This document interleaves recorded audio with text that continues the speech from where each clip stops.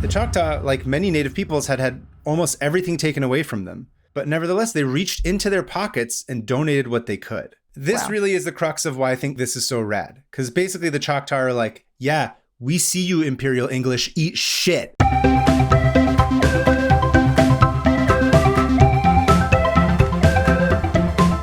Hey everyone, welcome to 500 Open Tabs. I'm Hannah Hillam. And I'm Kaveh Taherian. Hannah, how are you? You're in, it looks like some sort of insane asylum, prison. I can't quite tell. You know, prison of your own making. Father-in-law. It's my in-law's house. But I'd say that wherever I go, the prison goes because I'm in a prison of my own. You bring the prison with you. I bring the prison, the mental prison with me. The thing is that the lighting is, I just look like I'm like sick. No, I was saying it looks like you're on a Windows 95 computer in like a submarine under the water trying to FaceTime with the surface. I hope it blows up. Implodes. Sorry, not it blows up. Let's be scientific. And yeah, it looks like you're in the same room as always. So I don't go anywhere. That's pretty cool. Yeah. Yeah, I'm not at home right now. I'm celebrating. There's a carnival out my window right now. I'm looking at a carnival. That's exciting. People. Sure. Celebrating America. This great idea of a country. At the time of this recording, lying to ourselves. At the time that we're recording, but at the time of the release, we are in fact in San Diego hanging out because I believe this is the week of San Diego Comic-Con. It is. Today, the day it comes out is the first day. Oh, let's hope. Yeah. Sure. Fingers crossed. But yeah, I'm so ready. I've got like so much new stuff and like I'm really happy and normal and calm. I've set up my booth and I'm just so calm, just like I am now. I'm the calmest person you've ever met. Listen, like we said, you bring the prison with you everywhere you go. So you're in the Artist Alley prison at the moment. But yeah, we're at con right now. And do you want to give them like a rundown of what they can expect and what to come to and stuff? Yeah. So I have two panels, one that you and I are on together, which is on Friday. It's called It's Me and It's This Game's Fault. Friday, July 25th from 8 to 9 p.m. in room 29, Apple Baker of the San Diego Convention Center. That one is going to be hosted moderated by our friend Kurosh. I believe we're going to be talking about game something or other stuff. Hopefully. Also, I'll probably mention how, sorry, go on. No, go ahead. What were you going to say? I was going to say, I'll probably mention how Skyrim and The Sims changed my life. And you'll probably be talking about some old person games. Contra or something, who knows? It'll kind of, I think it's going to be somewhat of a variation on when you and I both individually went on Save Point Stories. And then of course once again, at the time of this recording, I don't have a room number yet because that's how we Mina people roll. We all show up late and at the last minute. But the Mina panel will be on Saturday, July 26th from 11 to 12 p.m. in the Grand Marriott Marquee Room somewhere in there. I don't know. Wander. I'll post about it as soon as I get the information on Instagram as well as on Blue Sky so that you can come and hear us talk and complain as we always do with every one of these panels. They seem to get darker and darker and more fun. I feel like you saying complain discounts it a lot. That's true. I mean, it's not complaining. It's screaming into the void about like, the death and destruction. Of being a Thank you for that. I appreciate creator. That. You're right. Yes. Yeah. You're right. No, I need to. Because it's not complaining to me. No, you're right. I'm self-policing and downplaying it. You're right. It's a space for us to be able to talk about it. Yeah.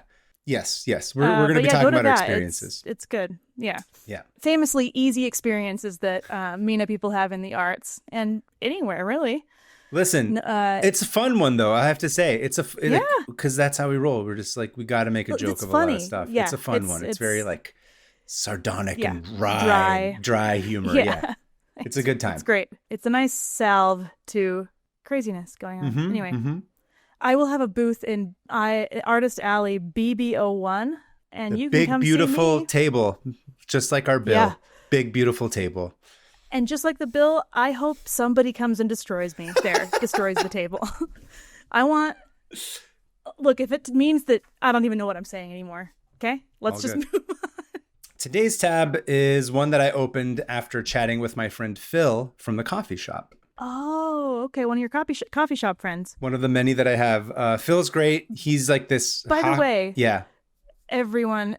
Kaveh makes friends with literally everyone everywhere he goes. So like we were walking down the street in LA not at a protest, just walking. And we run into this like old woman. I mean, I say that as like a loving, like a really nice lady who's like, I don't know, much older than us. And you were like, hey, what's up? And you guys like hugged like friends. And I'm like, who's that? You're like, that's Kathy. She's from the coffee shop.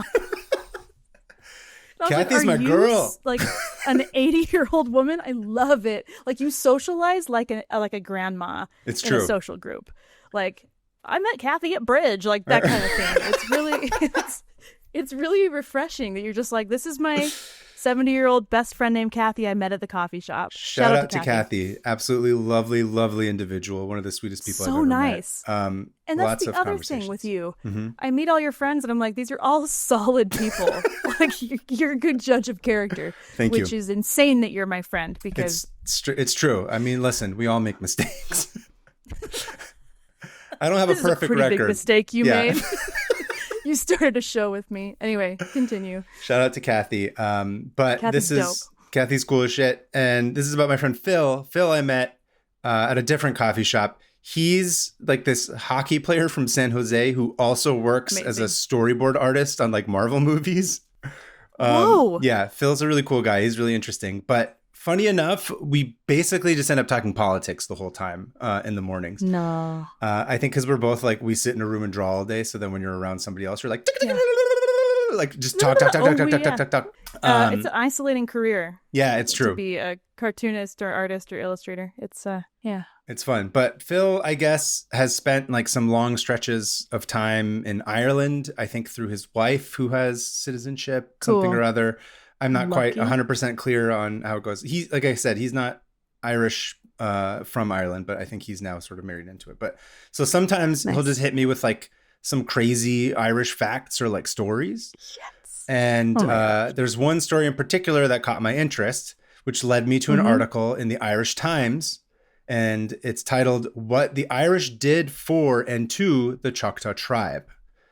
Have you heard of anything about this? I have. You have? Okay. Yes, I love this so much. I'm excited to hear more. Have you done like deep dives into it or just passing or what?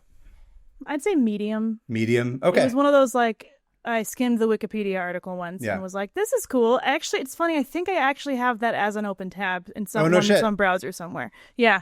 This is yay. Okay. I'm excited. Good. Yes. I'm saving you the effort of having to do this. So that's the point of the show. Exactly. I just went into your phone and I decided I'm going to do this one before Hannah gets to it. So I'm glad you have access.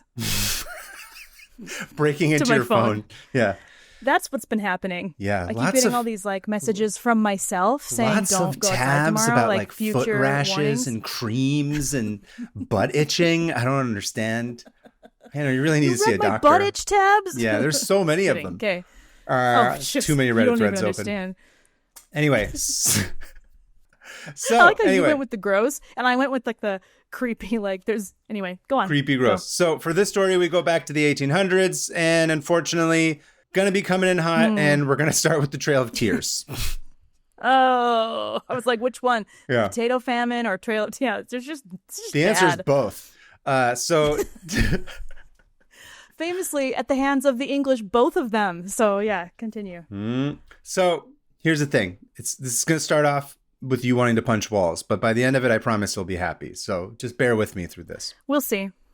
Right. So the Trail of Tears, if you don't know, is one of the many absolute stains on the history of this country, which tends to be referred to as, quote, forced displacement of about 60,000 Native peoples between 1830 and 1850. But we're all grown-ups, and we can call it what it was, ethnic cleansing. That's basically genocide. what it is. Yep. I did try to do the thing where I'm like, what's the difference between ethnic cleansing and genocide? Not that it necessarily matters in this case, but I think the fact that they were moving them specifically is what I think constitutes it more as ethnic cleansing versus genocide.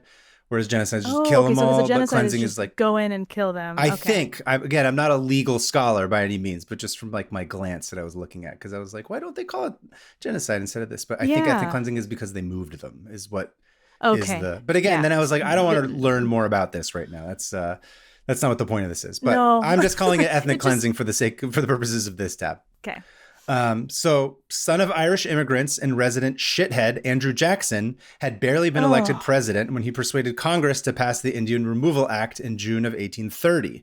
So this is what quote unquote, the Irish did to the Choctaw and everybody else. It's specifically Andrew Jackson. Yeah, not the country. Dude, that guy's one of our top worst presidents by just far. Absolute dog shit. Worst human being. And don't worry, we get to see his big, dumb, long, crazy looking face on the $20 bill whenever we pay for anything. Idiot. Like, oh, look at that big-headed freak. I say that as a fellow big-headed freak. Yeah. I would just... Wrong president got assassinated in the 1800s. Let's just, yeah. Mm-hmm. Listen, here's an idea. Time-traveling movie starring your boy, the cat painter. Oh, what? John Hinckley. Put him in give him a time machine. I thought you meant Louis Wayne, who was another cat painter who I love. And I'm like, have you talked about Louis Wayne? And anyway, then my brain gears just completely stopped. So anyway, John Hinckley, please, John Hinckley, go through this time machine and kill Andrew Jackson, please. He's like, I just got out of prison. Why are you making me do this? He's like, I was mentally ill. Please, don't stop trying to get me to kill people. I'm doing better. I'm reformed. Anyway, so Jackson had gotten... I would do it. I volunteer. I'll do it. Andrew Jackson had gotten a hard-on for the fertile lands east of the Mississippi. I'm sorry. East of the Mississippi. He wanted to populate it with the whites. And unfortunately for President Jack Behoff, native peoples existed, particularly in that area. Oh, yeah. Nice. Yeah, it's funny. They're like, this is cool land. Oh, there's people here. I wouldn't even say they went that far, because that would mean that they see them as people. I don't think they do. People. They're like, I don't know. There are things that are alive here, sort of, I think is how they saw it. There are things taking up the space that I want. Yeah, there's savages, animals here. Again, unfortunately, that's the term that they used. So now there are countless different nations, tribes, and affiliations, but much like in Afghanistan, the American government simply couldn't be bothered. Yeah. So...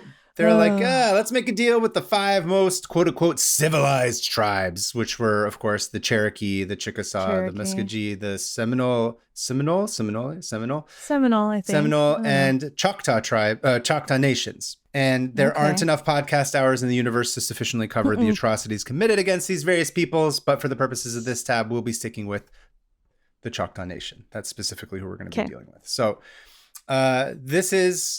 This was an absolute human rights abuse for many reasons, but to add insult to injury, many Choctaw warriors had actually fought alongside President Jack Behoff when England... Are you serious? Yeah, when they went to war against the U.S. in 1812.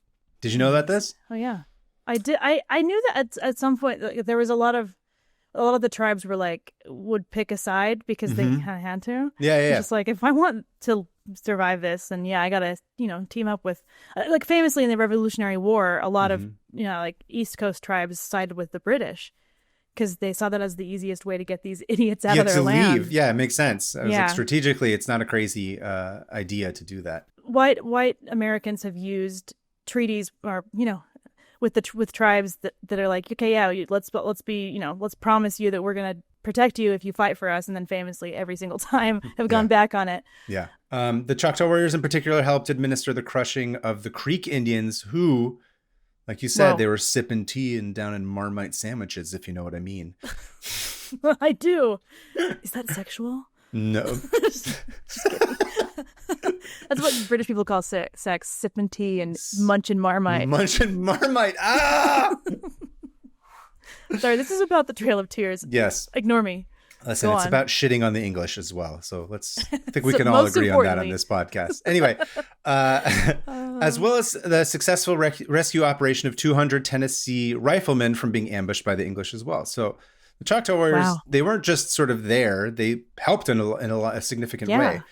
And this was a particularly brutal war where Jackson earned the nickname Old Hickory because he was as tough as an old hickory. But I'd like to formally change it to Jerk-offery is my new nickname that I'm going to call him. Old Dickory. Old Dickory Jerk-offery. Yep. And of course, to thank them for their service, the Choctaw got to be the first of the civilized tribes to be sent packing. Oh my goodness. Just piece of shit.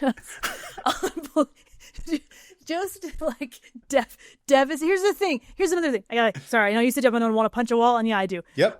The thing is that like everyone's like tries to sugarcoat this history, but they just straight up said it. This is called the Indian Removal Act. Yeah. And we're gonna take our closest allies and we're gonna send them somewhere else.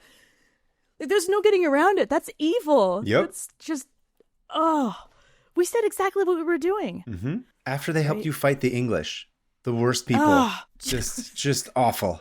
Just look, guys.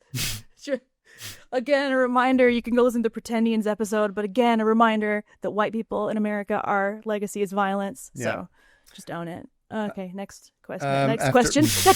Next question. I'll move on. Thank you. Next part.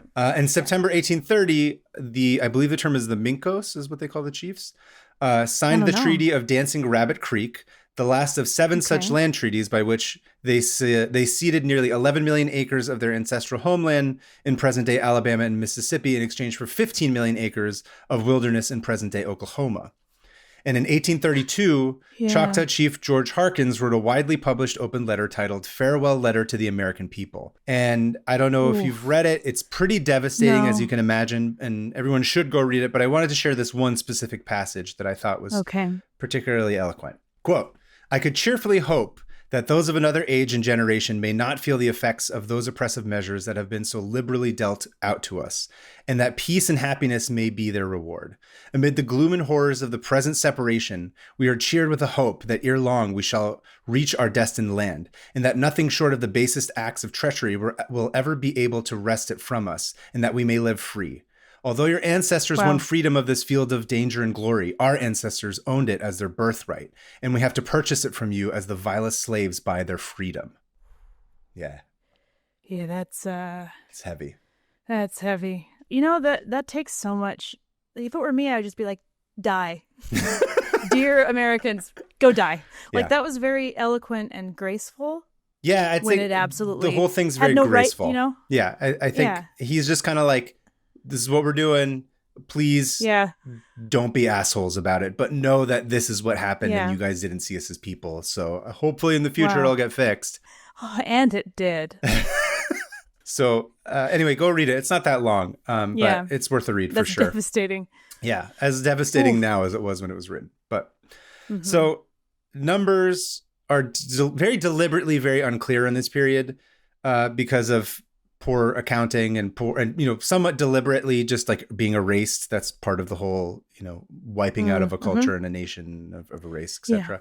But I think from sort of the average that I can figure out, it's about like 12,000 Choctaw headed west on the now infamous Trail of Tears. In terms of like leaving the land, 6,000 of them chose to remain in Mississippi, where they would experience considerable harassment from the influx of white settlers. And then I think, oh shit, did I delete it by accident? I think I accidentally scrapped it. I think about 1,500 of them also died on the way. That's famous. That's why it's called the Trail of Tears. I mean, it was a march. It wasn't just like hey, let's all leave, like cross the plain. No, it was a march. No, it was a march. Anyway. And the white settlers harassed those who stayed behind. But speaking of white guys, the Choctaw were given a government steward to get them all set up when they finally got to Oklahoma. Great. So it's this guy named Frank Armstrong. And Frank Armstrong was a complicated fellow. And from what I can tell, a dude who tried his hardest to make things work out for the Choctaw. He wasn't someone from like a Spielberg movie who was like, I'm going to throw trash at the Indians while they sleep and then drink and smoke and swear, like the guy that you want to kill immediately. Frank had also fought alongside President Jackson and the Choctaw during the warring years. So I think in his own way, again, not forgiving this guy, but it seems like he was sort of caught in the middle of this and was like, he's trying to be a person who's honorable, and he saw what the Choctaw... On the spectrum of it, horrible. On the spectrum of horrible, he seems to be on the less horrible side. He sort of understood. He's like, bro, what the shit? Someone needs to make sure that these white people like don't screw all these Indians over. Because that's nice. He had also been apparently screwed over, because legend goes that Frank himself had allegedly designed a large caliber short barrel pocket pistol and then showed his design to a gunmaker named Henry Derringer. Derringer successfully manufactured the design and named it the Derringer pistol. That's a rumor, but wow. Yes, he's like, I have a bone to pick with these guys. And he's like, I've been here before. Don't let them treat you the way they treated others. It's like a down to basic empathy again. Yeah, that helps you see people as people. Yeah. So, and I think whatever. And there's a bunch of stuff about like I think it's like his dad had helped negotiate some other treaties and sort of like helped different native tribes like sort of breach something with the government. So him and like his family had sort of been exposed to this like from childhood. So I think he sort of goes without saying that, like, not all white people, not all Europeans. Right. You know, there was plenty that were like, were not nice or whatever. I mean, he's not like a freedom fighter going around like, you know, doing crazy shit, but he's like, he's no John Brown. Yeah, exactly. He's no John Brown, but he's basically like trying to, like, it seems like he's trying to work as best he can within a system that he thinks is important to do the right thing. Okay. And he takes his job very seriously, and he's recognized as like a real ally by the Choctaw themselves. And cool. I'm not talking about like, he's not just like posting like a Palestinian flag on his Instagram or just being like #BLM. Watermelon. Yeah, or watermelon. Choctaw Chief David Folsom, who had already known him for about 20 years, said Frank surveyed the Choctaw lands faithfully and to the entire satisfaction of all concerned before they left. And by April 1833, Frank secured $10,000 to build a council house for the Choctaw Nation, as well as the houses for the chiefs of the 3 districts, a church in each district, which were to double as schoolhouses until actual schools could be completed. Oh, wow. And sadly, Frank passed away in 1835, just before it was go time. There had been 12 logwood schoolhouses that were built, books had been bought, and potential teachers were being interviewed. But thankfully, Frank had a brother, William, who had been put in charge of handling all the Indian business that remained in Mississippi. I was like, dude, if this was their advocate, why did he have to die? But he has a brother that's like just as okay. Basically, yeah. Nice. And William shows up. He kind of had this like similar bleeding heart deal, and he's basically sent over to like replace his brother. And he basically takes over the idea of the project first to sort of get these schools installed. And, you know, it's cool that these guys are trying. But before everyone gets warm and fuzzy, remember, a lot of these schools are about re-education and shit like that. And I can't say for sure. I wasn't able to figure it out in terms of like what they were doing at these schools. It's possible that they weren't problematic, that they were actually fine. But it's also equally likely that these could have been sort of these, for all intents and purposes, a sort of like colonial re-education center that's part of like forced assimilation to kind of beat cultures out of Native peoples. This is not uncommon, particularly when people show up all over the place. Yeah. So these Native American schools, you should go read about it, and then you can, if you want to cry and weep, because it's truly devastating. And not just here, by the way. That's a very common colonial practice. It's kind of like this carrot and stick, where they show up and they're like, well, "We're going to build schools and blah blah blah, teach," and they basically are like, "Get them young, get this out of them, and sort of sort of teach them otherwise." We're going to teach you about Jesus Christ now. Stuff like that, where it's just like and just basically erase them and sort of force them to assimilate. So again, I'm not saying definitively that this was that. I don't know. Yeah. I would guess that maybe it's probably skews more that way than it doesn't. But if I think it's a good educated guess. Yeah. If you're listening to this and you have any information about those schools in particular, please send us an email, 500opentabs@gmail.com. I'd be curious to know if anyone's done like any kind of deep dive in terms of what kind of schools were on those lands. But anyway, we'll just put a pin in that for now. So cut to a decade later, as you mentioned earlier, the Irish potato famine begins in 1845, reaching the worst part of its peak by 1847. And because this time it's white people, some Americans are horrified.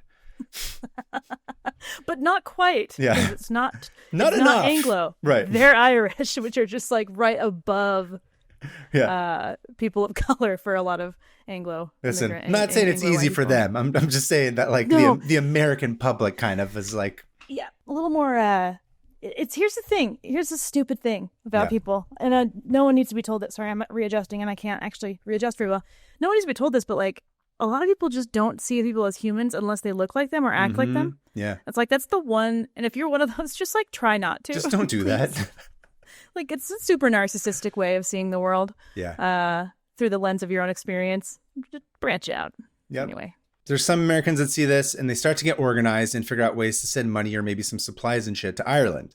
And so the General Irish Relief Committee of the city of New York was formed. And they went everywhere that they could to solicit help and donations. And on March 23rd, 1847, a meeting was chaired by William Armstrong at the government agency building in Scullyville. And this was part of one of those fundraising efforts. Now, as far as I can tell, there's no official transcript, but apparently he just goes up there and just like laid it all out. There's the famine, the unfair land deals, the English just generally being absolute wankers, to use a term of theirs. Yeah, the whole landlord, like the Northern Irish like landlords and stuff that they brought in, it was horrible. Yeah. They were like, we don't have enough supporters in Ireland, so we're gonna ship some in. And now that's a Northern Ireland. Anyway, it sounds kind of familiar, right? Yeah. Some in attendance were moved to tears by the horrors that they were being told about. And speaking of those in the audience, who were the people that were there? They were agency officials, missionaries, and traders from the area. But as we've discussed, they were mostly populated by the Choctaw. Oh, okay. And in this story, they heard of injustices and efforts to be wiped away by the very same power structures that continue to haunt them. And the Choctaw, like many native peoples, had almost everything taken away from them. But nevertheless, they reached into their pockets and donated what they could. Wow. So the number here is confusing because, again, so much of this is like kind of poorly reported. So the thing I seem to see most often, it says it's about $170 was raised for the Irish famine relief, which is like, I don't know, $5 or $6 grand in today's money. That's a lot. Yeah. And the 170 raised in Scullyville was not the only money. They also raised money in Dokesville, which was about 150 miles south, where they raised an additional $150 from members of the Choctaw Nation. And I've also seen reports that there was $710 raised. Whoa. But that also could have just been people mixing up 170 and 710, like they mixed the 7 and the 1. I don't know, but let's just say like somewhere around, let's just average it and be like $500-$600. Yeah. Great. Was raised in the 1840s of from people who had just been pushed out of their homes. Yeah, exactly. That have nothing. It's a decent chunk of cash. Wow. And this really is the crux of why I think this is so rad. Because basically the Choctaw are like, yeah, we see you, Imperial English, eat shit. We know exactly what you're doing. Yeah. I mean, they're probably a little bit more heartfelt about it. But I don't know. I mean, you know what? I hope so. Yeah. But I wouldn't have been. I don't know, man. I'm insane, though. Like, yeah, me too. I would have just like, I don't know, tied that money to a brick and thrown it at some, I don't know. Anyway, go on. So Connor Donnan, who was writing a PhD about this, he expressed it much more eloquently. He said, quote, "The Choctaw donating to the Irish was not just philanthropic. It was also a critique of imperialism in the United States. These were nations that were victims of the Anglo-Protestant imperial project," which that's right. I think that's what it is. They're like, game recognizes game. They're seeing what's being done. They're like, you guys are no different than us. Like we're similar. Like we empathize. We feel you. And it's also this thing that is, to me, really interesting because it's empowering, right? Is to be able to donate even what little money you have or what little resources you have puts you in a position where you're not a victim. I mean, they are victims of the American expansion imperialism, but it's like, it's this thing that gets to give them a power. They have control over something. Yeah. Yeah. Where it's like, we know exactly how to help somebody because we've been there. Right. And so we're going to give, even if we have just a few cents, we're going to give this to those, our brothers in Ireland, you know, kind of thing. Where I think it's really cool. And I think it's also the narrative that you hear is usually either just being victims of America or like they're maybe like taking control by like, fighting wars and shit and like killing people, which they had every right to do, by the way. But oh yeah, but this is like true intersectionality. Like, exactly. It's in a way, No, go ahead. What were we gonna say? I just to say it's crazy progressive. Like I think it's really fascinating. It's like it's community building. It's like a globalization effort that wasn't really. I mean, I guess at the time it was then the Telegraph had started. Because now I know all about the Telegraph in the 1850s, and so this news could reach America really quickly, and people were able to mobilize really quickly, and it was like this weird global effort and a community reaching out to a community who'd been affected by the same Anglo-fascist society, where it's like it's intersectional. It's awesome. It's really cool. But of course, like everything that's awesome, it had to be ruined by the whites in power. They decide to spin it. They spin it. Stop. Stop, I say. Please. I'm going to go to Congress. I'm going to go to like the government and just beg, please stop. Please. I don't like this. The Arkansas Intelligencer published something that made me want to walk into the ocean, patting themselves on the back and talking about the Choctaw like they were children who had finally learned to be less savage. Quote, "What an agreeable reflection it must give to the Christian and the philanthropist to witness this evidence of civilization and Christian spirit existing amongst our red neighbors. They are repaying the Christian world a consideration of bringing them out from the benighted ignorance and heathen barbarianism, not only by contributing a few dollars, but by affording evidence that the labors of the Christian missionary have not been in vain. Dear Lord." unreal, dude. Famously something Jesus would have done. Just treated everyone like savages. Like, what? Insane, dude. Yeah. That's why we're here. That's why we are the way we are. Yep. It's the worst. What? They completely missed the point. Completely missed the point of what was happening. Again, they centered it on them. Yep. They're just like, oh, look what we've done. We've made these people civil. And it's like, no, you've stripped everything from them. And this is the least they could do for someone that they like empathized with anyway. Yeah, exactly. And aside from having, like you said, basic empathy that was sadly not afforded to them, you could say that in their own way. The thing to me that's funny is I was like, this sort of feels like a proxy war against the colonizers. They're like, yeah, we're going to give you money so that you guys don't get screwed over by the imperial powers. It's awesome. It's like, oh. That's what it feels like. I know, obviously, that wasn't the intent, but I just kind of feel like, yeah, screw them. But it was a statement, right? It's a statement. Yeah. It's a statement. It's a statement. You going through puberty again? Totally. Sidebar, I think that a bunch of the Cherokee had also contributed some cash, but I didn't go to that whole deal. So I think they're not the only nation that's doing this at that point. Right. So they give their money, it goes over to Ireland, whatever, stuff happens. But some things that should not have been forgotten were lost. Oh, no. And, Legend became myth. Lost. And for 100 years, the donation passed out of knowledge. But then something happened that the donation did not intend. It was picked up by the most unlikely creature imaginable, a humanitarian and filmmaker, Don Mullen of Dublin. Is he a hobbit? Don Miller? Don Mullen. Don Gollum. Don Gollum. No, it would have been Bilbo Baggins in the story. He would have been a hobbit. I thought it was. Oh, you're right. I'm sorry. Yes, the whole point is that for having a Lord of the Rings fan website, I sure am an idiot. You're failing in this story. In this instance, he's lost it, and then it's picked up. Don Mullen. Let's just say he's in the Shire, even though it has nothing to do with Bilbo Baggins. Bilbo Baggins picks up this story. He makes movies. It's great. No, Don Mullen in Dublin. It's in Ireland. So in the mid 80s, Don had become tight with Desmond Tutu after hearing him speak about the famine happening in South Africa. And he saw a lot of parallels with the Irish famine and was inspired to create the Great Famine Project, which was a multidisciplined project that involved campaigning, lecture tours, theater, publications, and extensive news items to commemorate the 1 million Irish who died and 2 million who ultimately emigrated. 1 million died? Apparently, yeah. The 1 million Irish who died and 2 million who ultimately emigrated. That's according to them. 1 million people starved. That's, it's disgusting. Go on. So he's going around to all these different places on this tour, and there's one stop where he's in upstate New York, and he's whatever. He's like giving his speech or his presentation, whatever. And then some rando, I'm not clear if it doesn't really matter. I don't know if he was like in the audience or like he came and spoke with him afterwards, but he kind of cornered him and he was like, bro, what about the Choctaws? Like they sent you guys money. Do you know about this? And Don's like, what? Whoa. He hadn't heard about it. So he goes and does like a 500 open tabs style deep dive. I was going to say, this sounds like people who come up to me at my booth and say, have you heard about this? Yeah. And they like show me their phone and there's like 6 tabs open about a dog that survives a toxic waste facility, which is how I found out about the auditor. That's awesome. But that's what it feels like. It's like, have you heard about this? Yeah. It's like, here we go.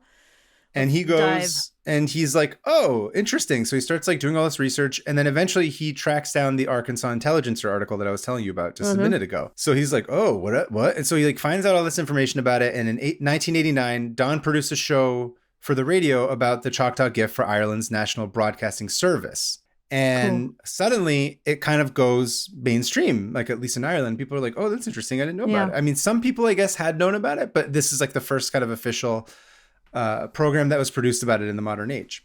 And in 1990, he visits the Choctaw of Oklahoma and to thank them in person. And he says, quote, so cool. There was a lovely reception there, and I think they were curious as anyone that this Irish person was at their doorstep. And although they didn't remember anything about the gift, it made sense to them.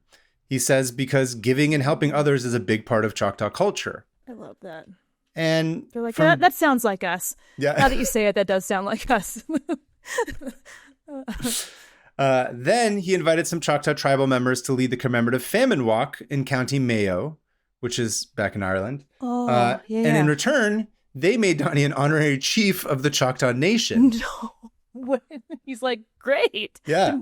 Didn't expect this. That's really cool. Yeah. I love that this was over 100 years later. Like, people just didn't, it just kind of, like you said, fell out of, like, the Lord of the Rings. Well, I already forgot. Yeah. The Lord of the Rings monologue is a perfect description for this. Right. Some things that should not have forgotten. Yep. And the goodwill kept going. So in 1992, Don decides to commemorate the Choctaw Trail of Tears by walking it in reverse. Whoa. And I believe, if I'm not mistaken from when I was reading, I think this was part of a fundraising effort for Somalia, which, if you remember, in the early 90s was experiencing a horrific famine from, like, warlords and all that kind of shit.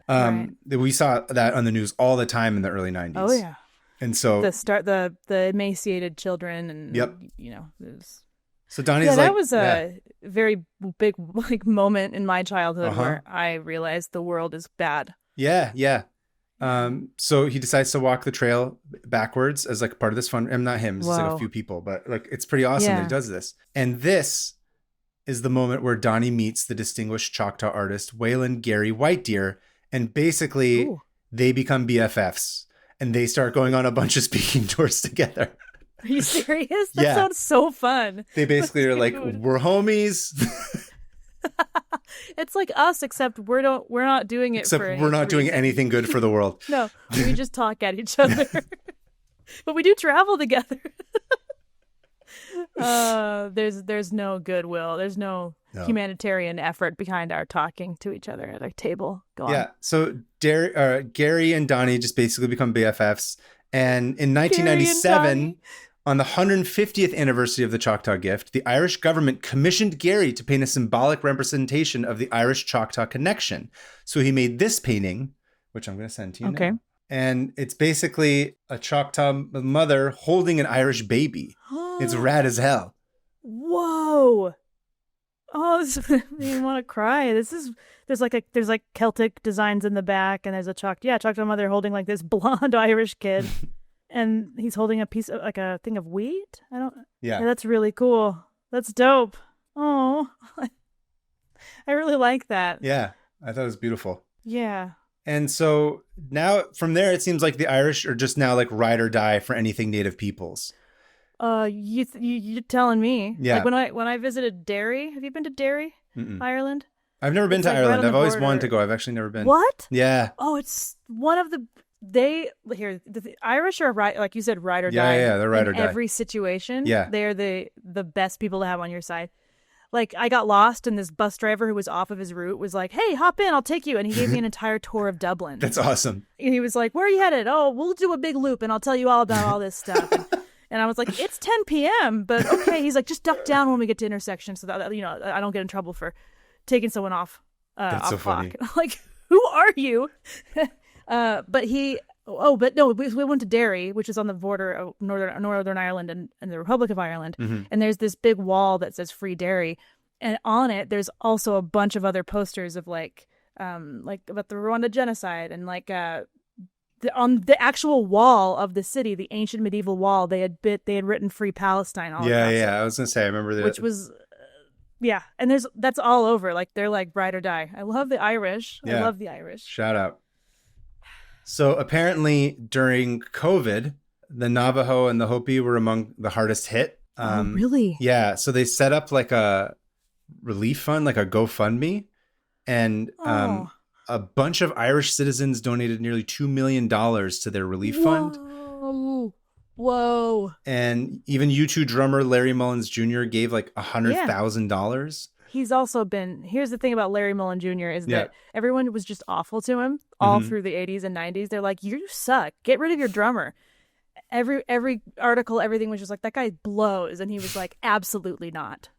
The whole band was like, "No, we're not firing our less than good drummer, okay? We are one band. We're not." Anyway, that's my little fact on Larry Mullen Jr. But, wow, that's cool. I forgot to send you this. This is a picture of Donnie. Oh, let's see. Just so you could see him. He's a cool guy. Do we have a picture? Oh, check him out. And here's a picture of Gary. So Irish looking. Oh my gosh. Let's see. Oh, there's Gary. Oh, this is so I love this. I want to see, like, a movie of the two of them traveling together. They seem like they'd be hilarious. I know. Oh, that's cool. So in 2018, the Irish Prime Minister Leo Vardkar. Do you know who that is? Oh, no. Prime Minister, apologies. He visited the Choctaw Nation in Oklahoma and announced a scholarship program for Choctaw students to attend school in Ireland. Dude. Yeah. That's awesome. And there is even a giant-ass tribute statue in the small town of Middleton in East Cork. Oh, which I've just sent you, which is like these huge feathers. Whoa. Oh, that is one of my favorite. That is really cool. Everyone go on YouTube. They're just like these giant feathers poking out of the ground. That's gorgeous. Yeah. Wow. Gary Whitedeer continued to go back and forth to Ireland and even made it his home for a while. He's written an autobiography. I guess he's trying to put together like a cartoon retelling of The Gift. I'm not sure what the status of that is. And of course, he kept painting, and he did one piece that was called An Arrow Shot Through Time, which I'm going to send you the picture. It's so crazy. Whoa. This is like an acid trip. Exactly, yeah. This is awesome. It's like neon. Okay, so there's this what looks like a chief shooting an arrow into the sky at some big hands, and there's like some Celtic knots and some Irish designs, and then are those rocks or potatoes? I can't tell. Oh yeah, it's true. They look like potatoes down there, but they're not. And then in the background, there's some like Irish famine people, and it's awesome. Oh, there's like an eagle protecting them. This is cool. Yeah, this is trippy. Yep. So he has a quote about this that I pulled. Okay. Quote: I heard that phrase from one of our elders, referring to an arrow shot through time. Referring to a lost arrow that had been shot many years before and landed in the future. I applied it to the famine gift story. We've come to the place where the arrow landed. We have it in our hands again, and we can move forward with it. It's a story that belongs to everyone, not just Irish and Choctaw people. It's about the power of compassion and generosity. That's beautiful. Yeah. I love that. And with Gary's words, that concludes my tab. Oh, man. That was beautiful. Right?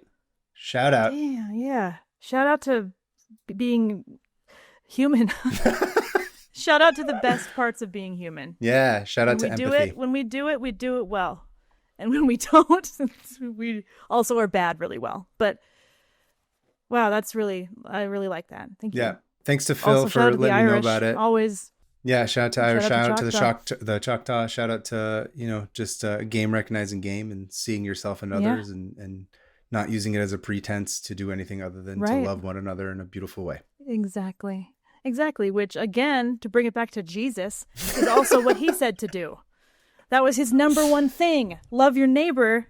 That's it. It's a good thing you white people taught us that, Hannah. Thanks. I appreciate it. Yeah, I'm so glad you guys understand the teachings of Christ. Why don't you go ahead and write about it in the Arkansas newspaper? we really act like that a lot. We really represent Christ in a great way. No, that's really cool. I love that.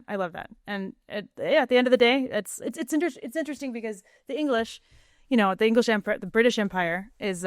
They say that Ireland and Wales were the very first colonies of England, because they were. That's kind of where they, figured out that they could do this, and kind of sharpened their blades on it, and they would know best how it feels to be subjugated and just, culturally destroyed by the English. Yeah.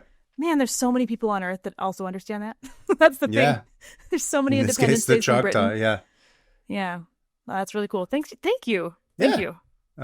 So if anybody listening has anything cool or interesting to add to that, please send us. We're always looking for listener emails. Again, this was like a brief overview that I did about it. I think it looks like a lot more of the information that might be available, or like, full on proper, like researching books and stuff like that, which this podcast is too lazy to do. But if you've got like fun little tidbits, or if you know anything more about Choctaw stuff that you want to send us, please send it to 500opentabs@gmail.com. We'd love to know about it in a listener email. Yes, I would. And that's so funny that you said lazy, because there's often times where I'm like, man, I wish I were an actual researcher, because this would be great. Yeah. You know what I mean? Do you ever feel that, like, when you're researching, you're like, this could be so much better if I was better at this? Yeah. I'm like, I don't have access to enough. And like the turnaround is like once a week. You're like, got to do the best I can in the limited amount of time that we got.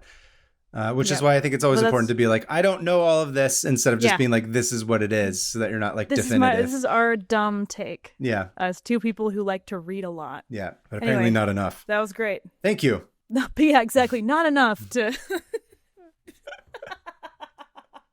Man, just to get by. Anyway. So yeah. That's my tab. Before we go on to your tab, I think we had mentioned that we keep meaning to do this, but we need to have like in the middle of it, we just want to say like, hey, by the way, if you guys have been enjoying this, we do have a Patreon. I believe it's just patreon.com/500 open tabs. 500 open tabs, yeah. And it's $3 a month, which is 1 penny a day, which is 300 pennies. Actually, don't ask. I don't have math. Don't check our math. I don't got no math, but it's like a penny a day. Yeah. No, 10 cents a day. I'm so sorry. Now we sound like we're trying to raise funds for like a famine across the world. They were like, for just pennies a day, you can support these idiot podcasters as they poorly don't research enough important things and spread misinformation with their gaps in their knowledge. By making sort of good jokes. Mid. And keep this podcast mid. Way too much. Yeah. Keep this podcast mid. But yeah, it's like $3 a month or as much as you want to donate. Or more. That's not the limit. Yeah. You can pay us $3,000 a month if you wanted. Yeah. Look, we're not whatever. This is coming off very harsh and like combative. So let's if you want to donate to our Patreon, go to patreon.com/500 open tabs. I put a bunch of extras on there every week, things that have been cut from the episode. A lot of it's just us being dumb or having conversations about nothing, but a lot of them are funny. But they're fun. I also put live streams that are too inappropriate to put on YouTube on there, and that you get early access to things. And when we have AMAs, we pull from Patreon first. So. Yep. Anyway, thank you for that. And now moving on to our next tab. Hannah, what have you got for us this week? Oh, all right. I'm going to do my best. But the subject of my open tab this week is on something so universal and ordinary that we barely even notice it. You've been to a lot of cities, big cities. I would say world, I have, right? yeah. Enough to know that, okay, this is a big city. And the big city stuff that comes with that, which is tons of it's really populated, lots of different languages and food and diversity. They all are unique, but there is one thing that every single big city on earth has. Every single one. Am I supposed to guess? And that oh, no, okay, is pigeons. Oh, no! Pigeons. I know. Rats with wings. I'm so glad you said that, because I'm going to get into the origin of that phrase and why we think of pigeons as vermin. Because they're disgusting. They shit everywhere and they just eat everything. They're terrible. Hold all of those thoughts. Oh, is this by the end of this tab? I'm going to be like, I'm actually super pro pigeon, and I'm going to draw a bunch of pigeons and everything. No, I actually don't care what you think or what you end up liking. Fair point. All I know is that pigeons have surprised me, because the other day, like 2 weeks ago, you were like, I hate pigeons. And I was like, sorry, what? I'm doing this too. We derailed the episode. Yes. I hate pigeons. And we had to like sideline an argument we were about to get into about pigeons for the sake of focusing on trans history, if you remember. You were like, this is not about pigeons, it's about trans history. And I was like, you're right. So it's a perfect encapsulation of our podcast. We can't fight about pigeons. We gotta make space for trans history. So dear Lord, stay focused. Yes, that sounds right. I have made space for us to fight about pigeons today. Thank you. I appreciate that. You're welcome. So right after we recorded that podcast, I immediately cracked open a bunch of tabs about pigeons, because I was like, surely there's more to pigeons than what we see. So they're weird birds. They're everywhere, right? We almost don't notice them. They bob along. I noticed them. They're unafraid. Listen, I lived overseas when I was a kid. Remember, we've mentioned this before. So in Paris, particular, just littered with pigeons everywhere, and they're gross. That's where my hatred of pigeons comes from. Okay. I should say, hashtag not all pigeons. Yeah. Maybe it's just the French pigeons are the ones that I'm offended by. I don't know. But that seems to be like, I remember that being a big part of like that year overseas when I lived there. It was just like there's pigeons everywhere. Like they're gross. They swarm all over everything. They do poop everywhere. Yeah. Well, I'll explain why they're even in our cities. Because if you think about it, there's no other bird on earth that just lives alongside of us without being bothered. Crows, right? No. If we approach a crow, they're gonna fly away. If we approach a pigeon, they might walk up to us. That's true. Or like take something from our hands, or like you'll be sitting like at a bus stop and there's just a pigeon chilling. You're like, I guess we're living here together. Like there's nothing else like it. So I was like, where did these birds come from? Why are they in every single city, in every single continent, in every single country on earth? Yeah. What's with that? Rats, same thing.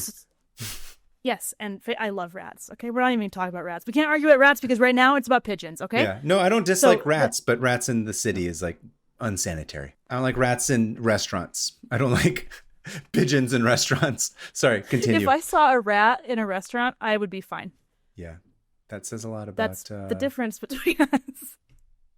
It reminds me of the episode I did on the Vikings and how like I was like, were disgusting. And then the Middle Eastern guy was like so clean and like it just again mirrored in us, where it's like 1,000 years later, I'm still a garbage, gross white person who is fine eating. You're like, ooh, get that poop off of me. Sarah always says that I'm super bougie. She's just like, you're too bougie for any of this stuff. You do have yeah. I do have a cultural bouginess. I would say just like more of like a, why would I touch that gross thing if I didn't have to kind of thing. Great. Anyway, so what you're saying is that you're pro Ratatouille, like in real life. I'm a pigeon. Yeah. I don't even care. That's the thing. I don't care about pigeons. It doesn't matter. We can't talk about. You just want to argue with me because of the fact that I don't like pigeons. I'm so annoyed that you don't like pigeons. Honestly, I went on a deep dive into pigeons. I'm going to say this one thing. I'll say this last thing and I'll let you go on. Is that I literally hadn't thought about pigeons in like 25, 30 years until you brought them up during that conversation. And I just remembered that I was angry at pigeons when I was 12 years old. And then all of that came like rushing back. Yeah. And so my stance on pigeons now, I'm like, I actually don't care. I just was like I've made you the enemy. Yeah. What I'm saying is that I immediately give up. I don't care about pigeons anymore either. So you can continue with your tab. Love this. That's another way of you getting control over this conversation is by saying, I don't care. I don't care that you don't care. Okay? Good. You shouldn't. We're going to talk about pigeons. Great. A bunch of our complexes are really showing through right now. Okay, so I've lost my spot. Why are they in the cities is the question. So why are pigeons in the cities? Yeah. And what most people don't realize is that pigeons aren't wild animals. They are feral. And in order to be considered feral, you have to at one point be considered domesticated. Pigeons are domesticated animals. Okay. Like dogs. So it's less like rats with wings, more like dogs with wings. We wanted pigeons in the cities. We bred pigeons as extensively as we bred dogs. Really? For thousands of years. We bred them to live alongside us, to serve us, to be our companions. And then the second the telegraph was invented, we ditched them. I see. We meaning like everybody? Humans. Everybody everywhere. On Earth. I'll get into the history. So 10,000 years ago in Mesopotamia, in the Fertile Crescent area, which is the modern day Middle East, when humans stopped hunting and there was the hunting and gathering, and there was the agricultural revolution where they started to form small communities, we as humans did. And we got super into farming and livestock and stuff like that. The animals around us took notice. And pigeons who usually they live in like these little coastal caves, and they build like garbage nests. By the way, pigeons are they're the worst, anything but that, because they are the worst nest builders. They build the most garbage nest you've ever seen. So like they'll get like 3 sticks, just to hold the eggs in place, and that's the nest. So, listen, does it work? Famously, it works. Yeah, it works. So they're building their garbage nests up in these like rock faces in these little cliff caves and stuff. So, but the difference between them and other seabirds, they're not seabirds, but they live among seabirds. Yeah. But they have an amazing ability to fly like almost 100 miles, more than hundreds of miles away to find food. Whoa. And bring it back to their nest. So they went from that and they started realizing, hold on, there's like piles of grain that these big apes are storing in these houses. Smart. That's awesome. We don't have to go anywhere else but here. And side note, that's also where house cats originated. That makes sense, yeah. Pigeons and house cats emerged at the same time. And I want to say one more thing I forgot to say. Pigeons, the modern day pigeons are descended from the rock dove. The rock dove. Yeah, cats. Rock dove but the wild version of a pigeon is a rock dove or a rock pigeon, because doves and pigeons, again, same animal. Did you know that? They're all birds. That's all I know. All birds are the same animal. Doves are just white pigeons. Oh. Anyway, so house cats were like, oh, there's a bunch of rats that are eating this grain and a bunch of birds that are eating this grain. This is awesome. this is awesome. We're not leaving. Also, these big gangly apes are petting us. This is awesome. So that's where house cats Cleaning come from. up And our where shit. pigeons come from. Yeah. The biggest doing scam literally on earth. anything for us. Scam on earth is to own a cat. I'm going to clean this thing. It doesn't care about me. I'm going to clean up its shit and feed it food and its vomit. Great. Thanks. I'm putting this on Instagram so we get lots of everyone's going to get mad at me. Comments. I'm just going to be like, I don't want to own the cat. It's fine. I am allowed to own a cat. The cat owns you. The cat owns you. Exactly. You are anyway. all those comics and memes are correct. We are here to we are subservient to cats. We serve cats. Them. So over time, these pigeons were like, we're just going to live in these little cities now and find little nooks and crannies that look kind of like our caves and live in there. It's like a movie. They're like, it's time to move to the big city. Seriously. They're playing montage music or they strap 3 sticks to their backpack and fly in. And then immediately get out of the bus stop, and then some other pigeon like swindles them and steals their 3 sticks. And they're like, "What? I've only been in here like one night. How have I already lost all my money?" And then some bus driver, tell us how the big city affected you. I got robbed the second I got there. Yeah. So the ones they all started kind of just being like, "Dope. These people have food for us. We don't have to fly 100 miles anymore." And over time, they started doing that, and humans were like, "Who are these guys? Are they good to eat? Let's try them." So they started eating pigeons. Yeah. And apparently, pigeons are delicious. Okay. I didn't know that either. And because bird watching is just like a ancient human tradition, it turns out. Yeah. They started noticing that these pigeons weren't just delicious; they were really smart, and they were monogamous, and they were weirdly loyal to Christian animals. These are Christian pigeons, and this is not in Europe or anything. This is in the Middle East still. They noticed that they had interesting behaviors compared to other birds. They were monogamous, they were dedicated to their babies, and they would both parent. Both parents would help equally. Co-parenting. And above all, they had an amazing ability to find their way home again. So that was like, whoa, hang on. We can't just eat these. We got to figure out a way to send messages because these guys have a place they always go back to. Hence, ancient Middle Easterners realized pretty quickly that they could use them to send messages hundreds of miles away to other cities, to other civilizations. And it became the main way of like sharing news throughout the Middle East. Did you learn about how they do that? I tried. I don't understand how that's done. Are they just like, you have more food in another place or some shit? And nobody understands it. Nobody understands how it works? No one gets it. So there's like theories that there's something to do with the magnetosphere, like the electromagnetic, what is it called? Right, but they're not controlling that though. No, but if you strap a message to the leg of a pigeon, how do you get it to go to like the other side of Mesopotamia? That's what I'm trying to figure out. From what I could tell, it was like they'd have them at their home pigeon places, and then you know what? I don't know. Would they just be like, really, "Hey, we're gonna get rid of all the grain right now," so then they have to go to the other place that has grain? Oh, shoot. Well, should I look it up? I should have found that out, huh? I'm just curious I've always wondered how they do that. How do you do that? Sorry, Man, I've derailed your thing. It's okay. I got too excited about yelling at me about pigeons. Okay, no, continue. Sorry. I might get back to it. But you are now the pigeon expert, so I'm just asking you everything about pigeons. Please don't call me that. They're going to come for me. The pigeon experts. The pigeons are going to come for you specifically. Just peck your eyes out. You're not contributing enough to the raising of the child. Where's your, what's it called? Wow, I can't think of words. Cool. You know what it is? Say it in pigeon. You'll be able to remember it. Yeah.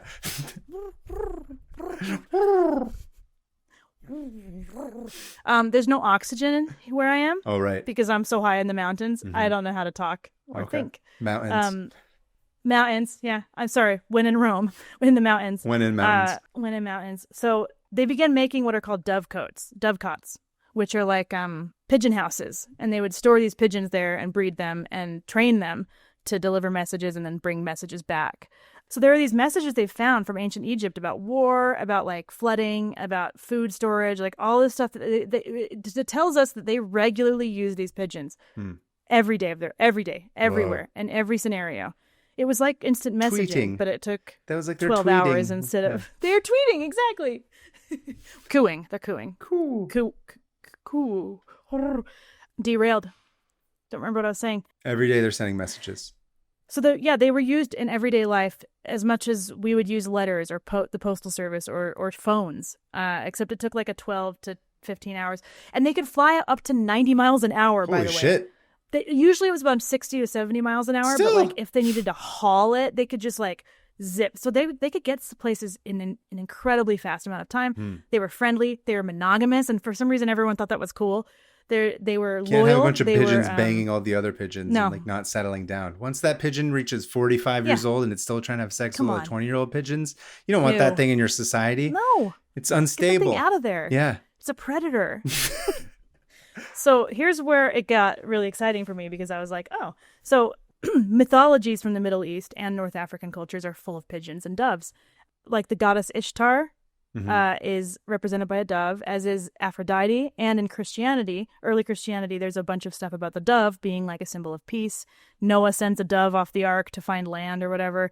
And in Catholicism, a white dove / pigeon is the representation of the Holy Spirit, which Alyssa taught me on our episode that you weren't on. And some of the most numerous and significant pigeon populations and pigeon towers were built in one of the oldest civilizations on Earth. Can you guess? No, I'm just laughing at the idea of pigeon towers. And someone trying to show you a bunch throw of pigeons towers into it so that they collapse, and then they're like... You made a 9/11 joke. Do you think they trained them to fly into those towers? Do you think they did it on their own? I don't know. It's a good question. This is similar to the Cars universe, where it's like they didn't get hijacked. They just deliberately flew into the towers. That's why. I think it was similar the planes logic did it. with the pigeons. They were radicalized. Let me guess. Iran is where they had pigeon towers? Yeah. Yeah. Tons. Persia. Turns out Persians and pigeons go way back. Persian. That's actually the origin of the word Persian is pigeon. Pigeon. I'm a self-hating Persian. Pigeons. That's why I don't like pigeons. But of course I was like, oh yeah, where'd it come from? Okay, why was I surprised? Yeah. Iran has thousands of pigeon towers. And I'm gonna send you. I've never seen a pigeon tower. Yeah, I'm curious. Oh, they're really cool. So they're mostly surrounding the city of where did it go? Esfahan. Oh, nice. Apparently that used to be the capital back in like the 600s. And Esfahan is the place I've always wanted to go in Iran. It looks I was looking at pictures of it. It's gorgeous. Yeah. Some of the coolest like architecture. Most incredible architecture in the entire world is in Esfahan. Yeah. It's a beautiful city. I got lost looking at photos of it for a unreal. while because I was like, sorry, what? They have evidence from 1200 years ago in Esfahan of the use of pigeons for not just food, but also gossip. Hot exactly. Goss. And they're like, I'm going to send you some about pigeon towers. These Vikings who did not shower and they just like they don't shower. They drink each use other's the same spit. Disgusting. Yeah. So here are the towers in Esfahan. So they look awesome. They're like it is. Oh wow. They look. What do they look like? They're like made of clay or mud or something, right? Oh, holy shit! The inside's crazy. Isn't that cool? What are each one of those holes? Is that where a pigeon hangs out? That's a house. Holy shit! Where, like, there's they'll hundreds of them here. Whoa! Thousands. And this looks like an MC Escher drawing or something. Right? Each one of these can hold up to 3,000 pigeons. Whoa! And they didn't just use them for to send messages. They were also like, dude, these pigeons will not stop pooping, and this stuff is awesome for fertilizer. And we grow a ton of watermelons in Esfahan, so we're gonna just dump all this pigeon poo all over our watermelon fields. I'm sorry, they help watermelons? Pigeon poo does? Listen, okay, that's it. Reformed. Now pro pigeon. I know. That's it. That's all it took. So first of all, I learned that Iran is like they produce the third most watermelons on Earth or something. I believe that. I didn't know that, but that makes sense because, as you know, I will literally say this over and over again, how on my deathbed, when I think back at the moments that are the most important in my life, that I've experienced the most joy, it's eating an entire watermelon with a spoon over a sink on a hot summer day in my underwear. I have said this for years. 100%. There's something in my very DNA. When I it's like your blood is watermelon. It's true. So apparently like Esfahan had like huge watermelon fields. Whoa. And so they would take these thousands and thousands and thousands of pigeon droppings, guano, and they would turn it into fertilizer, and it grew some of the most delicious watermelons in Iran or in the entire region. To this day are known. Yeah. So I'm going to send you a picture of an Iranian breed. So pigeons, here's the other thing. They got so popular, everyone's like, let's just start breeding them however we want. Let's figure out how to make them like fancy and crazy. And so this is this pigeon is called watermelon pigeon. It's called hendune, the bird. Is that how you say pigeon? No, it's watermelon. Hendune. Oh. It'd be fun to have a pigeon named that. So it's called the Iranian high-flying tumbler pigeon. Please let that be my new nickname. And these guys are fancy. They have like bougie, as we established earlier. Bougie little hair, like their feathers are all poking look at them. up. Yeah, they look like they're wearing a scarf. That's why I love it. They look like they're wearing a scarf. They're black and gray, some iridescence, and they. I'm learning so much about myself right now. I know. I was obsessed. I'm obsessed with the Iranian high-flying tumbler pigeon.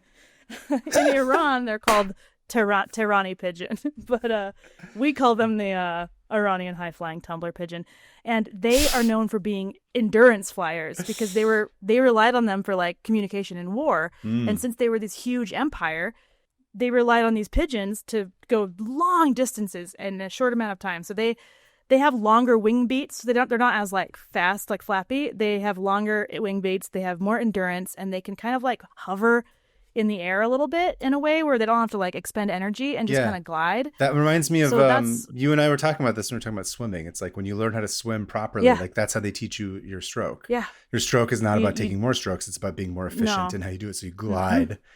It's really funny. They're basically very good through swimmers. The water instead of swimmers of the sky. I know, with their scarves and shitting everywhere and making watermelon wherever they drop. So this is when I knew I was like, I gotta do this tab. This is the whole. You see the light come into my eye now, being like, oh, yeah, when I said watermelon pigeon with scarves. I'm so excited. So the guano of these pigeons has developed and helped your favorite fruit develop. I take back everything I said about pigeons at the beginning of this episode. Pigeons? Like I said, I would. I know. As I said, I was like, you're going to convert blood, me. Dude. They are in my blood, and so is their shit, apparently. Iranians and a lot of other people, Iranians or like Persians back in the Persian Empire would have pigeon racing. Oh, interesting. They would train them to like see how fast they could get somewhere, and then they would like award them with watermelon. And this is actually not just Persia, but like with watermelon. Yeah, but like the old Olympic Games in Greece, all of the results of everything were delivered by pigeons, so they could get across all of Greece. How original! I'm sorry I brought Greece into this. All right. Wonder where they got that idea. I also want to give credit to Egypt because it was Egypt and Iran who were the first ones to really domesticate pigeons. And listen, Egypt has. We're homies with the Egyptians too. You know that. We love a good Egyptian. Yeah, but bring a Greek into it, and absolutely not. No. Ancient Greek. Sorry, yes. Current Greeks are just like, what have we done? They're like, besides make, I don't know. No. Yogurt, delicious yogurt. Listen, shout out to the current Greeks. I'm sorry that everyone's exploited your country and just destroyed your economy. Yeah. I feel bad. Ruined it. Yeah. Sorry that a huge economic collapse because of. Anyway, point is that these pigeons just kind of spread from the Middle East outward, and everyone got really into pigeon breeding and being like, we're going to make the most insane looking pigeons you've ever seen. Yeah. So I'm about to send you some of the most absurd pigeons, and they all have insane names. There's ones called ice pigeons that have like. They have like feathers on their feet. Like the Iranian ones are like very tame compared to some of these other ones. What the shit? Yeah. Look up an ice pigeon. These things look like they're from the 70s. Like they're wearing like those boots that have, What? Oh, this looks like like AI like screwed up when you're trying to like generate. Is it the one with the big neck? No, it's just the feet. I don't understand. Yeah. Okay. What the shit? Look up the fan. Oh, I know. Look up the fan-tailed pigeon. I'm sorry. Hold on. The ice pigeon is still tripping me out. I know. This is incredible.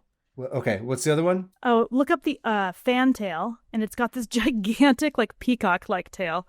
Whoa! It looks like a turkey. Yeah, and these were all selectively bred by different cultures around the world. And holy shit! Yeah, and then there's also one that's so scary looking. It's called the archangel pigeon. Oh god, I'm scared. But let's see it. It's not scary. It's just odd. It's fine. It just looks like it got like hit by an oil spill. Yeah, it has like shiny purple feathers, but that picture's not very good. It looks cool though. There's one called the owl pigeon, and I'm going to send this picture to you because it's. Oh, I shouldn't look it up. It is absurd. All right. No, I'll just send it now that I have it. The owl pigeon has a flat little beak, like almost like one of those dogs that has a flat nose. Oh, it looks like it broke off. It looks like the beak broke off, but it's actually just a teeny tiny little nub beak. Nub beak. And this was all us just messing with them. There's one called It really is like a dog. You're right. It is just like they're just breeding them different ways. And they become loyal. to us, like pets. They were our pets. And then like the high society was like really into like pigeon breeding. Check this one out. This one's, you're gonna freak out at this one. What the shit? That one looks like when in the cartoons and like Looney, I think it's like, I don't know what it was, Bugs Bunny or something, where like there's a bomb and then they swallow the TNT and then it explodes in their mouth and it's in their throat. Yeah. That's what that looks like, but all the time. Yeah, that's called. But there's no stomach on it, which is weird. It's like it's backwards. Well, look at its like shapely legs. That's what cracks me up. It's like got this gigantic throat with like these slender little like. No, it's smuggling something through customs, where it's just like, nope, I definitely don't have a giant watermelon that I'm not allowed to bring into this country in my throat. There's also these ones called. This is the stupidest looking bird. I know. Amazing. You have. Here's the thing. There's hundreds and hundreds of these pigeons, and they're all insane looking. Here, I'm gonna send you. Is this the one? Yeah. Here's one. Oh, there's like a chart. You can see a bunch. Yeah. Oh my god. Fantail. The Chinese owl. That one looks pretty. Look at the Jacobin. It has like a vampire collar on it. Here, I'm gonna send one to you. I want to. So the roller looks cool. The rollers are cool. The Jacobin. What the hell? It looks like a donut for a head. I'll send you an actual photo of one because it's absurd. This looks like an aristocrat with like a high collar. Yeah, it does. It looks like it's about to be photographed for Vogue magazine or something. Exactly. And so these were all the fancy pigeons that people got really into breeding and showing off and racing. And we just kind of like went wild with them. We're like, let's just see what we could do. And there was one that had like bright pink like feathers or feet at one point, like a flamingo with bright pink feet instead of feathers. These things look inbred though. Some of them, they just look like they're not meant to be. Like the holocropper. This thing looks like it's deformed. Like it looks like it's English royalty that like is like 17th generation, like, inbred face of some sort. It's because it is. And here's one with curly feathers that I just sent you. Oh, whoa, curls? I didn't even know that was possible. I know, we made that. So what? This is fascinating. That's so strange. I know. Whoa. This is bananas. This one's called the Saxon fairy swallow. Sorry, I'm not even describing anything to the people who are listening to this. I'm just like reacting to all of it. Sorry. So like it's the top half of it's normal and then it literally has a body. It looks, I don't even know how to describe what this thing is. Looks like pubes a little bit. Oh, man, it's incredible looking. It's like the center of it around the stomach is all curly feathers, which again, I'm baffled that this is even a thing. And the one I just sent you is the the Saxon fairy swallow pigeon. And it has feathers that poke out so far from its feet that they look like separate wings. Yeah, it does. It looks like what was the other one? The ice pigeon? The ice pigeon, it looks like it's in that. I need to send you a couple more of those ones with like little legs. These are the craziest things. I've never seen anything this crazy before as far as birds are concerned. I know. I had no idea. So something we just don't realize is that they were present in every single culture. Every place on Earth had pigeon breeders, almost separate from each other. And then they got really popular to like, breed and experiment with, to the point where Charles Darwin, when he was trying to prove the theory of evolution, he used pigeons to experiment and stuff. And he didn't care for them, but he was like, these guys are kind of awesome. Like I can do whatever I want. I can make whatever I want. Another person who was obsessed with pigeons was Nikola Tesla. To the point where everyone was like, "Hey, dude, you need friends. You need real friends. You have too many." And he had his best friend was a pigeon who he said he was in love with. Oh, interesting. It's like his chatbot of the day. He's seriously. He said he loved it more than he'd ever loved a woman. That's healthy. Yep. Or a man, or anybody else, or right? a man. Just a person. Yeah. And people got really into pigeon racing and just using them for messaging up until the World War I too. We brought them back out of retirement to deliver messages in World War I and World War II because people could tap phone lines in World War II, and pigeons were 90% effective with deliveries. So they were the most reliable form of communication with spies, with you hear that, DoorDash? You hear that, Uber Eats? Pigeons, bring them back. I bet a pigeon would bring me my food so fast. Yeah. and then poop all over my porch. But it's okay because I'm going to start planting watermelon, and then it's like a double. It's shitting. Yes. It's helping. It was cool because like the Persians used the guano as like, it was like a huge economic thing too. They would sell it to other people. It was like a trade thing. Smart. Yeah. That's the one thing I didn't get in terms of like inheriting from my lineage is being good at making money. Yeah. That's the part that somehow they missed in the coding in my mom's womb. It was like, I don't need this one. Throwing it out the door. Throw that in the trash. Yeah. We'll give him you can be a good to hear artist. Every sound on earth at the same time he can hear, but he can't make money. Join the Patreon. Please. Make my Persian ancestors, make my pigeon ancestors proud.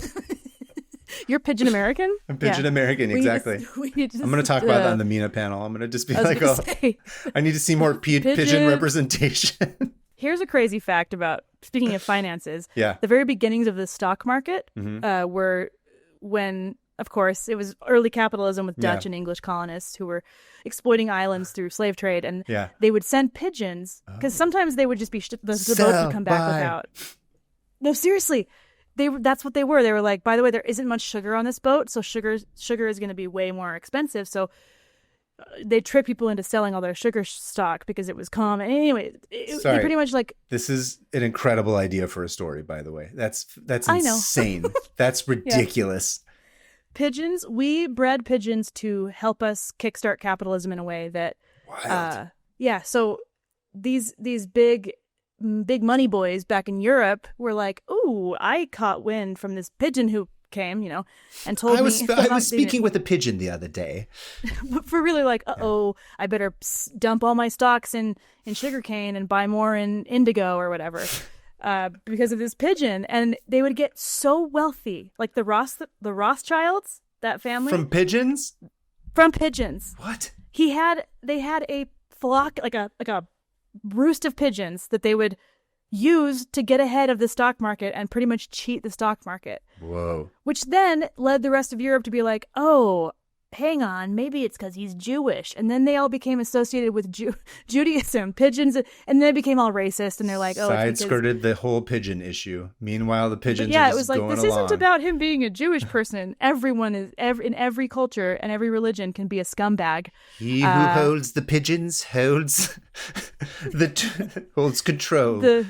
So he made a bunch of money. A bunch of other big money boys made money. And then, Reuters, the news source? Yeah. Pigeons. That started with pigeons. That makes sense. That started with pigeons. And again, they would announce stock tradings and stuff through pigeons. And Reuters became this really trustworthy source. And when the telegraphy was invented, they switched to that, but they still did use pigeons sometimes. But one of our most legitimate news sources was started with a flock of pigeons. And then they just decided to be like, they don't care anymore now. This reminds me of is the camel episode that I did about camels in Australia, where they're just like, okay, bye. Yes. And they just threw them out into the desert. They're like, have fun, because trains exist right now. And in the 1850s, telegraphy was invented, and there was that big storm that made everyone freak out from last week. Yeah. And suddenly you could instantly talk to anyone, and pigeons became overnight out of a obsolete. Job, replaced by AI. And what happened then is that people would just release their pigeons, and all the fancy pigeons were being released, all the regular old pigeons were being released, and they started to breed and intermix, and that's why you get weird rando pigeons in the middle of New York with white splotches or brown feathers sticking out, because they're all mutts. They're all forgotten mutts. Yeah. Our pets that we just threw out when we were done with them. And now we're mad that they're hanging out in our city, which we bred them to do. We bred them to hang out near us. We bred them to be friendly. We bred them to trust us. And all we're doing is treating them like vermin. There's mass killings of pigeons because everyone's like, we got to get them out of cities. And they're just doing what their DNA is programmed to do. Yeah. Because of us. So just like a lot of other things, pigeons have been thoroughly exploited by humans and left on the sidelines. Here's another question I have. Which is, what is in it for a pigeon to live in a city? Because there's not a bunch of grain sitting around for them to come eat, and no one's feeding them really. So it's why wouldn't they, especially if they can fly hundreds of miles, why wouldn't they just go in the country or something where there's more food? Because they're territorial. That's another thing. They're territorial. And say there's a rock pigeon. Rock pigeons are they're not domesticated, so they could go fly around, but these are domesticated to be near us, to be part of our communities. And so they stick around us. They can recognize buildings from above. They know people's faces. They can recognize streets, the layouts and stuff. They know where to go. And they just eat garbage because we leave garbage everywhere. Oh, I see. Garbage is now their new food source specifically. Which is why they're always pecking at things, and you see them in the trash. They're just doing what they were programmed to do, pretty much. Interesting. And in the 40s, people were like, these pigeons are so annoying. And like, we're done with them now. The war is over. Why do we need these? And there was this guy who coined the term rats with wings in New York. It was not me, apparently. No, it was Woody Allen, actually. Woody Allen popularized it. Oh, yes. man. So he parroting. popularized it. Forgive the pun. Yep. I'm parroting. I'm pigeoning. You're pigeoning Woody Allen. Woody right Allen? Now. Oh, listen, I'd like to make a formal apology to everybody listening. Yeah. So I've Woody now Allen been educated. It. I'm an ally. I'm a pigeon ally. I'm taking it back. I'm not going to make a 5-hour YouTube apology video, but sincerely. Where you're crying. I'm sorry. I didn't know. I just didn't know. Now you know. Now I know. So saying rats with wings, here's the thing about pigeons is that they are no dirtier or more diseased than any other animal. They just live near us. And so they get this bad rap for spreading disease. And yes, they can spread disease, but at the same rate as any other animal, including cats and dogs. So the poop, even then, very rarely spreads disease to humans.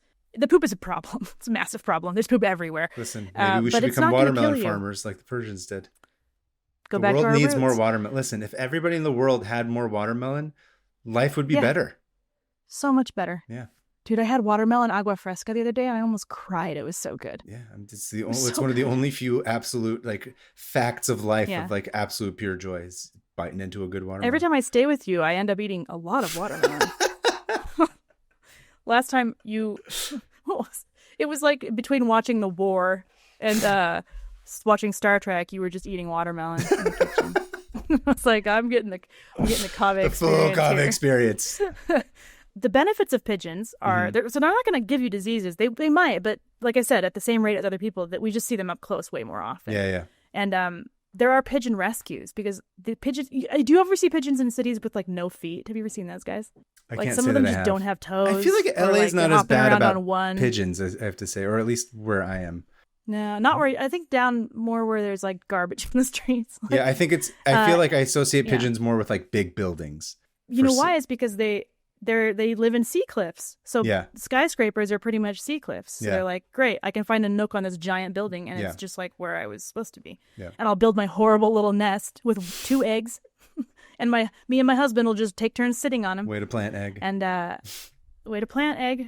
Plant on the pigeon on nose's face. And they actually keep cities clean. That's another thing. Pigeons clean up cities. And if they weren't there, then the cities would be completely overrun with rats. So pigeons clean it up and keep the rats underground. Interesting. So there's kind of like this little like ecosystem that at the end of the day kind of benefits all of us, like they always have. Pigeons have always been like a give and take relationship. They eat stuff, keep the rats away, and then the house cats eat both of them. Don't want your house cats outside. And I don't know. I just there's something really sad and poetic about the fact that we created these perfect birds and then ditched them. Just kick them out once we were done with them. The second we had better technology, which is just like so classic, you know? Yeah. But there's pigeon rescues. So people find pigeons with no feet because there's like string and hair, human hair that gets tighter on their feet.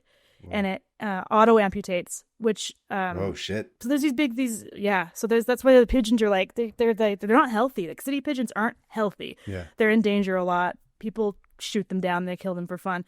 And so there's rescues, you can find them. You can even adopt a pigeon. Like if you go on Humane Society, there's pigeons on there, which I did not realize. Interesting. I'm not going to because I don't believe in birds being pets, but sure. I don't believe birds in a cage. Weren't we supposed to adopt something a few episodes ago? I forget what it was. I don't know. There was somebody that sent in something about adopting an animal and we were excited to do it and I completely forgot what it was. We were going to... I don't remember anything. If we were in our 20s, this podcast would be so much more. We remember everything. I'm old. Anyway, pigeons make milk. There's another thing I wanted to say. Pigeons... You ready for this? You ready for this disgusting fact? Pigeons make milk. They're not mammals. They're birds or whatever. But they have this little, like, off of their esophagus, there's like a little pocket that secretes this milk-like cheesy substance. And when they have little baby pigeons, they just open their mouths and the babies just put their mouths in there and just eat straight out of their little pocket full of milk. Yeah, you look like you're going to vomit. Pocket full of milk. That's a phrase I love hearing. Yeah. Pocket full of milk. And so yeah, pigeons make milk. That was another weird thing. And I think that's all the facts I have. There's so much about pigeons. There's podcasts, there's articles, there's cartoons, there's pigeon cast. And that's my job on pigeons and their origins and why they're in every city. And their scarves. Love a good pigeon scarf. Yeah. Thank you. Thank you for converting me for not being pro. Did I convert you? You converted. I'm no longer anti-pigeon. I've said it here you heard it here first, folks. Here on the podcast. No more anti-pigeon. I'm no longer anti-pigeon. I'm officially switched over. You did it. Who are we versus? Whenever I want to win an argument, I think of that Always Sunny, where Mac's like, yes, but who are we versus? Who are we versus? It's like, no, we're just chill. And no, who is this versus? Versus. Anyway, okay. I'm versus. What is it? Rats. How do we wings. close them? Yeah. Should we have it be? I mean, I don't know, a pigeon of some sort. I'm not sure. Yeah, it's just a bunch of poop drowning in pigeon poop. Pigeon shit. Yeah. Splitting over and open a watermelon. I don't know. Why don't you count us down? Just a bunch of splats. Like splat, splat, splat, splat. Alyssa's like, what is this? From the pigeon tower in Iran, in Esfahan. The pigeon tower is from Esfahan. Okay. 3, 2, 1. Pigeon out. Pigeon out. Moving on to listener emails. Email number 1 is from Melanie from Kansas City. Hi, Hannah and Kaveh. She made the little 500 open tabs cross stitch thing. Oh yeah. I'm Melanie, Goobers in Discord from Kansas City, Missouri. 53 tabs open. Hannah's episode on Pretendians inspired me to write about a real Indigenous person who happens to be one of my ancestors. Oh, okay. Eliza Lyda Conley was the first female Native American lawyer to argue a case in front of the U.S. Supreme Court. Oh. A member of the Wyandot Nation of Kansas, originally Huron, she prevented the sale and destruction of the Huron cemetery located in present-day Kansas City. In 1906, Lyda and her sisters built a shack, Fort Conley, on the cemetery grounds where they stayed and held the city developers off at gunpoint. I love Lyda. In 1907, Lyda petitioned the court in Kansas for an injunction to the sale of the cemetery, which was denied. In 1910, Lyda argued the case in front of the U.S. Supreme Court, where she again lost the case. However, the Conley sisters kept up the fight to save the burial grounds. Despite arrests and repeated destruction of Fort Conley, they continued to gain public support. And in 1913, Senator Charles Curtis wrote and passed a bill to protect the cemetery from future development. Lyda was buried in the cemetery, now known as the Wyandot National Burial Ground, next to her sisters upon her death in 1946. Lyda's story was often told to me by my grandmother, and I'm happy I can share it with you. Keep it Josie at the Gwen Stefani Tribute Toilet, Melanie. Thank you, Melanie. Oh, that's awesome. That's cool as shit. Perfect one for this That's why I picked that one. I was like, yeah. Yeah. Some shout out to more Native peoples. Yeah, shout out. Thanks, Lyda. That's awesome. I love the idea of them just setting up camp in a cemetery. And being like, okay, we're at war. Don't touch. Yeah, we'll shoot you. We'll shoot. Okay, mine is from Megan. From someplace far away. Someplace far away. Yes, far away. That will do. Oh no, Megan says where she's from. Never mind. So, hi Kaveh and Hannah. I've been meaning to write in since hearing the listener email about the Moby Dick readings at the New Bedford Whaling Museum in Massachusetts. Yeah. You do? Because I don't. I remember that one. Having grown up in the Fairhaven, New Bedford area, it was cool to hear a shout out to my hometown from an international listener on the pod. The Whaling Museum is a popular field trip location, and funnily enough, several of my friends have taken their now significant others there on their first or second date. Oh. I think you would enjoy seeing all the models. Whale of a good time. I think you would enjoy seeing all the models, scrimshaw, and whale skeletons on display. Into a whale skeleton for sure. Yeah. Another interesting story from whaling history is how Fairhaven, New Bedford has a sister city in Japan due to a whaling ship finding a crew of shipwrecked Japanese fishermen in the 1840s. Whoa. The ship captain couldn't return them to Japan because of the closed door policy, which I gotta go look that up. So he brought them to Hawaii instead, and the young boy on the crew ended up living with the captain's family in Fairhaven and grew up studying ship navigation. He eventually was able to return to Japan, and the families kept their relationship alive afterward. Nice. If you're interested in these tabs, I would love to hear how you would tell the story, or maybe you'll find something tangentially related just as interesting. Well, you know us. And if you ever want to go to the Whaling Museum or walk the Manjiro Trail, I would be happy to escort you there from Boston and show you around. See you at the Nixie Dixie's Discord wall and stay jealousy. Boston Megan, trip. Nixie Dixie Discord wall is insane. Just combined everything. Thanks, Megan. Yeah, Nixie Boston Dixie. Trip, Boston Comic Con. I was gonna say, what's the Comic Con in Boston? I've never been to that one. I haven't heard of one, but everything over there is so close. We could just drive there from New York. That's true. Which hopefully will happen. Anyway, soon. Thanks, guys. Thank you. If you guys have a listener email you'd like to submit, please send it to 500opentabs@gmail.com. That's 500. Mm-hmm. We're always looking for submissions. We recently did a listener email episode, so we cleaned house of a lot of the older ones. So we don't have as many as we'd like at the moment. We're also weirdly kind of ahead of schedule, so we're like, we need more. Yeah. Send us more. Yeah. Don't hold back. It's scary how we're ahead of schedule. It's like, what is this, 2024? Don't jinx Back when it. we had the mental capacity to be ahead of schedule. Okay, Listen, knock on wood. It's hard. Anyway, just a reminder, at this moment, if you are in the San Diego area attending San Diego Comic-Con, please come to our panel on Friday night. It's me and it's This Game's Fault, moderated by Kurosh. It will be from 8 to 9 p.m. in room 29